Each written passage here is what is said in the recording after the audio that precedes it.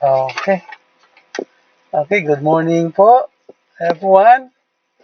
I am Cesar S. Villamur Jr. And for this video, mag-demonstrate ako kung paano gamitin ang Google Sites as an edtech tool. At i-explain ko rin kung paano ito makakatulong sa innovative instructional supervision at technology-based pedagogy.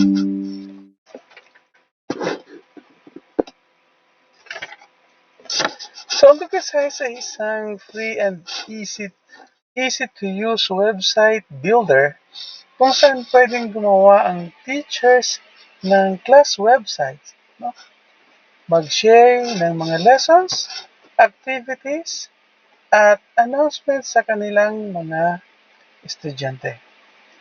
Gaya nitong class websites na ginawa ko. Yan. So, syempre, ang una-una mong gagawin ay mag-set up screen recorder. I-set up mo muna yung iyong screen recorder at i-record mo habang ginagawa ang mga ito. So, first, pupunta tayo sa Google, no? Google. And ita-type natin ang Google Sites or pwede natin i-type ang site.google.com. Then, i-click ang create at makikita natin yung plus sign button.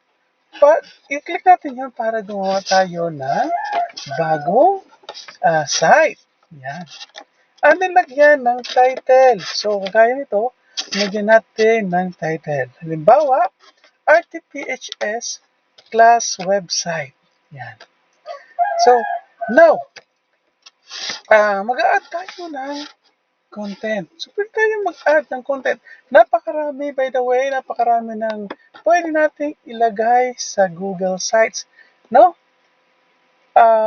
Pwede tayong mag-insert ng text gamit ang text box. No? So, by simply clicking the text box, pwede na tayong maglagay ng mga text. No? Pwede rin tayong mag-add ng images, no? Videos, at links. Yan. So, kagaya nitong ginawa ko, no? Andyan, mayroon siyang background ng aming school. Ayan, nakikita nyo, background ng school. At saka yung pangalan ng aming school, Ronite Pickett High School. No? So, ang dami natin pwedeng ilagay dyan. No? Maaari rin tayong gumawa ng mga pages tulad ng home, lessons, activities, and announcements ng teachers. So, ang dami, no? Dami natin pwedeng ilagay.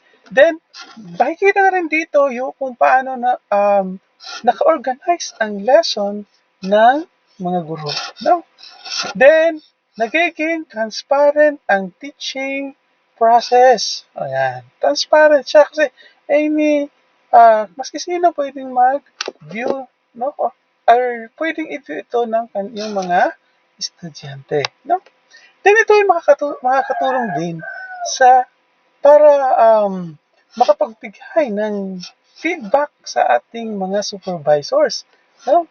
At ma-improve ang teaching strategies ng mga teachers. No? So, napaka-useful talaga ng ating Google Sites.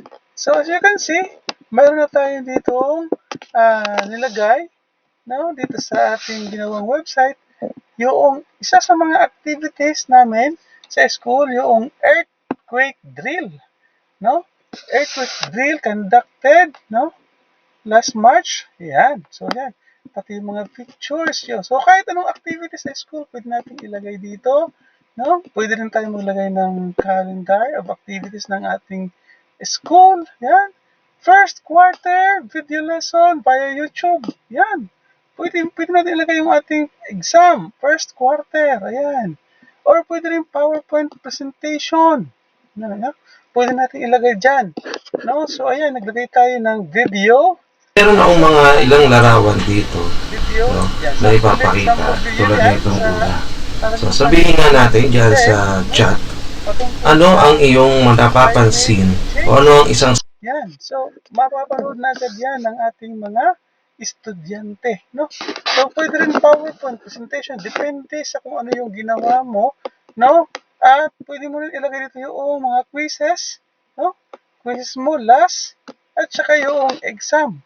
No? Ilalagay mo dito at dito na mismo sasagutan ng iyong mga estudyante. So, napakarami. Marami pa. Yung mapa, okay. Napa ng school.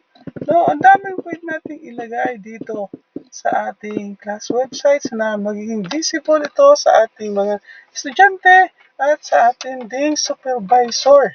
Yan.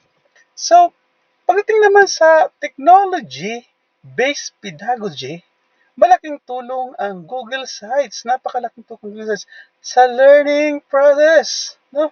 So, kasi ito ay accessible na. Accessible ang lessons anytime at anywhere. No?